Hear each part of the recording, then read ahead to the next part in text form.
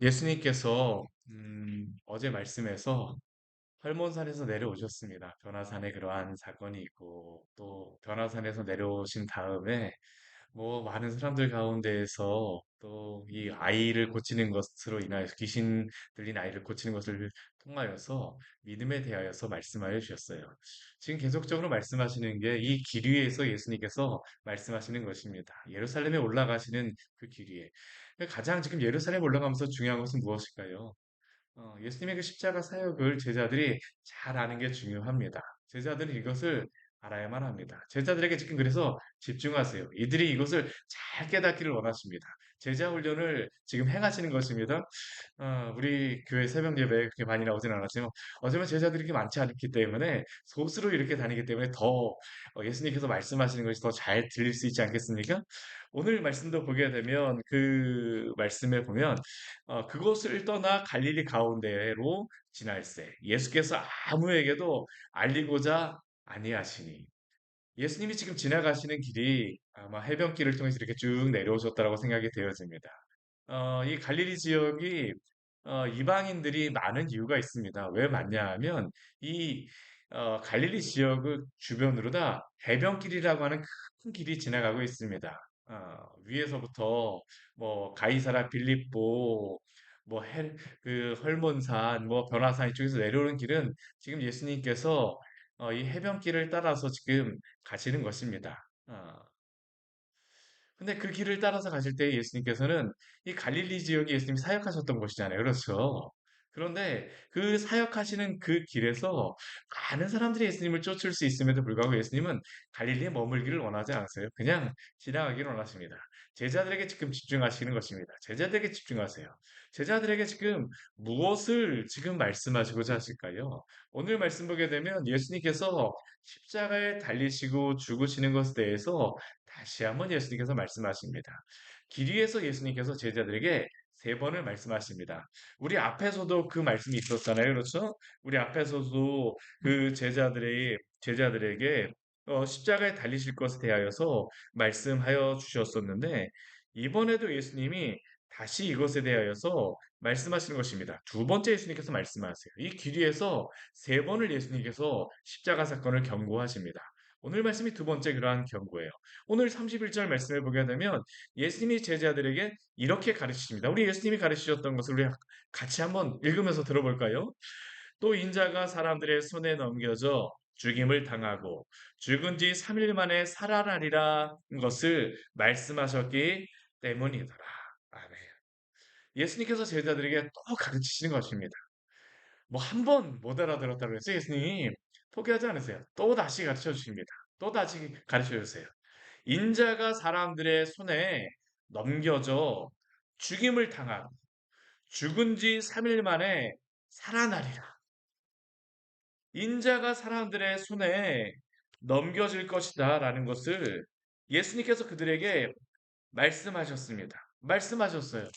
근데 우리 첫 번째 말씀하셨던 것하고 약간 그러한 다른 내용이 나오고 있죠. 우리 앞에 그 8장 31절 말씀해 보게 되면 인자가 많은 고난을 받고 장로들과 대제사장들과 서기관들에게 버림받아요. 죽임을 당한다라고 말씀하시는데 우리 오늘 31절 말씀에서는 인자가 사람들의 손에 넘겨져서 죽임을 당한다라고 말씀하십니다. 앞에서는 종교 지도자들이 이런 것들에 앞장섰다는 것을 말씀해 주신다 그러면 오늘 말씀에서는 어떻습니까? 그 주변에 있었던 많은 무리들. 어쩌면 예수님을 따랐던 그런 사람들일 수도 있습니다. 많은 사람들이 예수님을 그 죽이는 일에 함께 동참할 것이라는 것을 알려주시죠. 사람들의 손에 넘겨질 것입니다. 로마 군인들도 있을 것이고 많은 사람들이 있어요. 그리고 예수님께서 죽임을 당하고 죽은 지 3일 만에 살아날 것이라는 것을 제자들에게 또 다시 한번 말씀하시죠. 예수님이 고난을 당하시고 죽으시고 3일 만에 살아나리라. 그런데 이렇게 말씀하셨을 때에 제자들의 반응이 무엇일까요? 이번에는 예전에 베드로가 한번 예수님 앞에 그러면 안 됩니다라고 하면서 예수님한테 한번 그렇게 말하고 나서 예수님이 한번 책망하신 것이 있으니까 이번에는 그러한 이야기를 하지 않습니다. 대신 어떻게 합니까? 이 말씀을 깨닫지도 못합니다. 그리고 묻기도 두려워합니다. 왜 깨닫지 못할까요? 깨달으려고 하지 않기 때문이죠. 알고 싶어 하지 않아요. 우리도 그렇지 않습니까? 듣고 싶은 소리만 귀에 들려요. 저도 그렇습니다. 저희 딸하고 아내가 이야기 막 하게 되면 다른 이야기는 잘 못 듣는데 제가 듣고 싶은 이야기만 기억을 해요. 그리고 나중에 저희 딸이 아빠는 거 옛날에 전에 얘기했는데 왜 그것만 기억하고 있냐고 다른 것도 이야기했는데 왜 그것만 왜 그런지 저도 잘 모르겠습니다. 우리가 그런 것 같아요. 귀에 들리고 싶은 것만 듣고 싶은 것만 듣죠. 제자들도 그렇습니다. 안 듣고 싶어요. 예수님 말씀하시는 거. 깨닫지도 못하고 묻기도 두려워합니다. 도대체 이것이 무슨 의미입니까? 예전 비유에서는 질문도 하더니만 이것에서는 질문도 하지 않아요. 묻기도 두렵기 때문입니다. 예수님이 떠나시는 게 이렇게 고난 받으신다는 것 자체가 듣기 싫은 겁니다. 듣기 좋은 얘기도 몇 번 들으면 듣기 싫다라고 우리가 생각하는데 예수님이 이야기를 계속 이야기하시니까 얼마나 마음속에 슬픔이 있었을까요? 또 두려움이 있었을까요? 그런데 제자들이 이렇게 듣기는 싫어하지만 자기들끼리 하고 싶은 이야기는 있습니다. 오늘 말씀에 보면 그게 나오겠죠. 예수님께서 가버나움에 이르셨어요. 이 가버나움 예수님이 보통 때 항상 계시던 곳 아닙니까? 이 가버나움에 베드로의 집이 있다라고 생각을 합니다, 보통. 근데 이 가버나움의 집에 들어가셔서 제자들에게 이야기하였던 것, 예수님이 알려주고자 하는 것에 대해서는 듣지 않고 서로 그냥 관심도 없더니만 자기들끼리 막 쟁론하는 것이 있었습니다. 서로 간에 막 열변을 토하면서 예수님께 잘 들리진 않았나 봐요. 그렇죠? 그래서 예수님이 그들에게 질문하십니다. 너희가 길에서 서로 간에 무엇을 이야기하였느냐? 무엇을 말하였느냐? 무엇을 말하였느냐? 근데 이들이 서로 간에 이야기했던 것에 대해서 예수님께 알려주지 않습니다. 잠잠합니다. 왜 잠잠했을까요? 마음에 찔리기 때문입니다. 예. 우리 그 뒤에 보게 되면 그들이 이야기했던 내용이 있죠. 이는 길에서 서로 누가 크냐 하고 쟁론하였습니다. 지금 그들은 예루살렘에 올라가면서 예수님이 십자가에 달리시는 그것에 대해서는 관심 없습니다. 지금 그들이 기대하고 그들이 바라는 것은 무엇일까요? 예루살렘에서 누가 더 크게 되느냐? 예수님 옆에 누가 더 가까이 있느냐? 예수님이 십자가에 달리신다라고 말씀하시지만 그것은 들리지도 않아요. 그 자기들끼리 그냥 예수님이 왕이 되실 것이다라고 이미 결정해 놓은 겁니다. 우리는 예수님 왕 만들 거야. 왕 만들 거야. 그러고 난 다음에 이것은 이미 결정된 겁니다. 그들 마음속에서, 그들 속에서. 그 다음에 이제 벌어지는 일은 누가 크냐, 누가 크냐. 참 우리도 그렇지 않습니까? 우리가 예수님을 믿고 예수님을 따르지만 우리도 길 위에서 인생길 위에서 예수님을 따라가겠다고 제자로 살아가겠다고 하지만 우리는 무엇을 우리의 마음속에 품고 생각하며 살아가고 있습니까? 누가 크냐? 누가 더 많은 것을 얻었느냐? 누구의 집이 더 크냐? 누구의 가방이 더 좋냐? 누구의 성공이 더 잘 됐느냐? 예전에는 나의 그러한 자랑만 하는데 나중에 이제 좀 나이가 들고 나면 어떻습니까? 자녀의 자랑으로 이제 바뀌어지게 되죠. 자녀의 자랑도 이제 조금 약간 지나고 나면 어떻습니까? 손주의 자랑으로 이제 바뀌어지게 됩니다. 누가 크냐? 나만 크냐가 아니라 자녀가 누가 크냐? 우리 친척이 누가 크냐? 심지어는 우리가 다니는 교회가 어떻게 더 크냐를 가지고도 우리는 자랑합니다. 그렇죠? 이게 참 비교의식입니다. 비교의식. 이게 참 우리 인생이 이래요. 누가 더 크냐? 비교하면서. 왜 그렇습니까? 우리 자신을 만족시키려고 하는 거죠. 우리는 누가 크냐를 가지고 우리를 만족시키고자 하는 겁니다. 어찌 보면 이게 어, 우리의 마음속에 뿌리 깊이 있는 것이죠. 성공하고자 하는. 근데 이 모든 것은 다 무엇하고 관련이 있는 거냐면 내가 나의 구원을 이루겠다라고 하는 것과 사실은 연관이 있는 것입니다. 내가 잘 돼서, 내가 무엇해서, 내가 무엇을 해서, 이 땅 가운데서 내가 아주 훌륭한 나라를 이루고 나의 무엇인가를 이룰 것이다.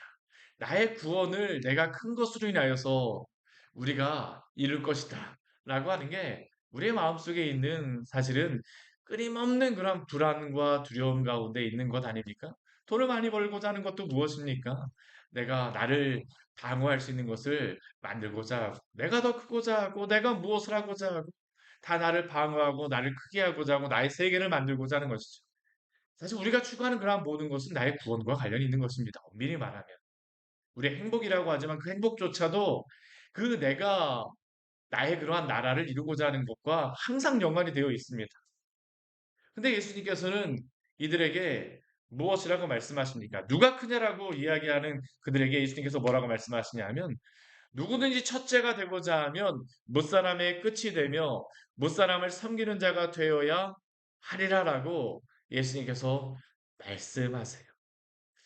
큰 자가 성공하는 자가 아니라 첫째가 되는 자가 구원을 받고 그 모든 것을 이루는 것이 아니라 제자들은 첫째가 되고자 하는 것이 아니라 못사람을 섬기는 자가 되어야 한다라고 말씀하십니다.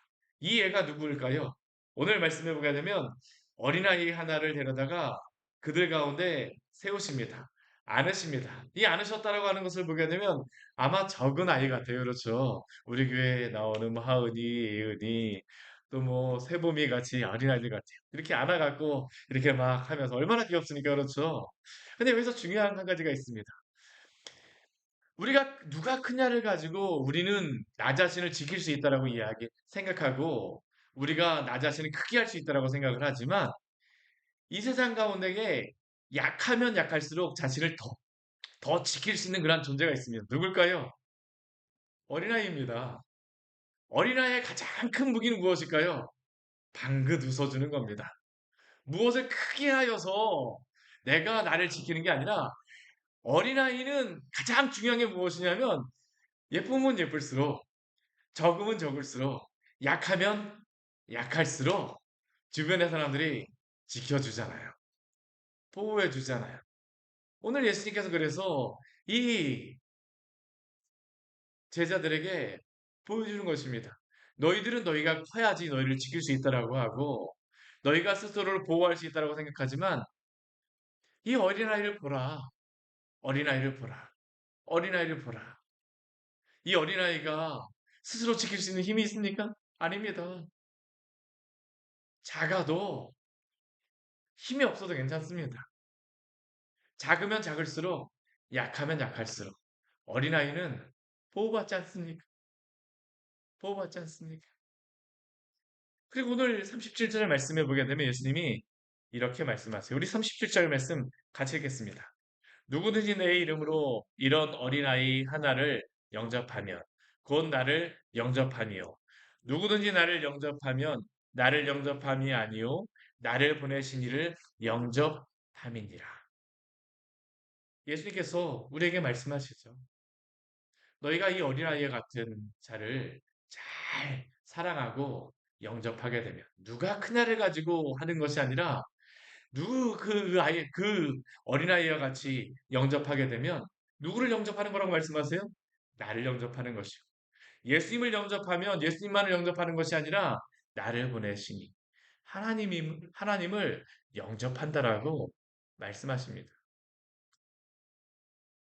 이게 바로 천국의 그러한 법이죠. 하나님의 그러한 법 아닙니까? 제자들이 살아가는 방식이라고 예수님께서 말씀하십니다. 우리는 누가 커야 되냐라고 그것에 나의 상을 내가 만들려고 하지만 우리가 섬기면 섬길수록 우리가 낮아지면 낮아질수록 우리가 낮아져서 섬기면 섬길수록 그러한 상을 누가 주시겠다라는 것입니까? 우리 주님께서 주시겠다라고 말씀하시고 약속하심을 기억하시기를 바랍니다. 예수님의 구원이 무엇일까요? 예수님의 구원은 결코 큰 자가 되어서 구원하시지 않습니다.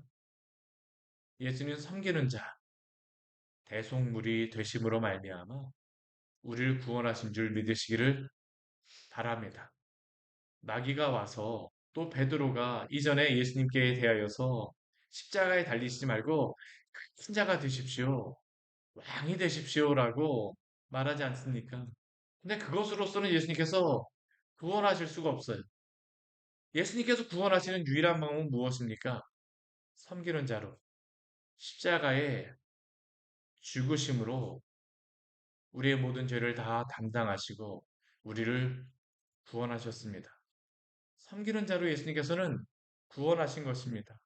제자들은 누구입니까? 예수님의 뒤를 따라가는 자입니다. 우리는 섬김을 받아서 누구를 구원할 수가 없습니다. 복음을 전하는 것도 그렇습니다. 내가 섬김을 받아서 다른 사람에게 복음을 전하겠다. 물론 윽박질러서 어떤 사람을 데려올 수는 있을지 모릅니다. 그러나 윽박질른 것을 가지고 그 사람이 구원받는 것은 아닙니다. 우리가 교회에 와서 들었습니다. 예수님이 큰 분이 되으셔갖고 우리를 구원하셨다는 게 아닙니다. 우리가 무엇에서 우리가 감동을 받습니까? 예수 그리스도가 바로 나를 위하여 십자가에서 죽으셨구나입니다. 그분이 나 같은 죄인을 위하여 죽으셨구나.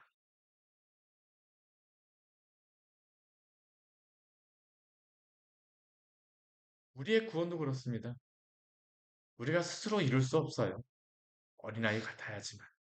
우리가 다른 사람에게 복음을 전하고 다른 사람의 하나님의 백성으로 제자로 살아가는 것도 그렇습니다. 우리가 커서는 구원할 수 없습니다.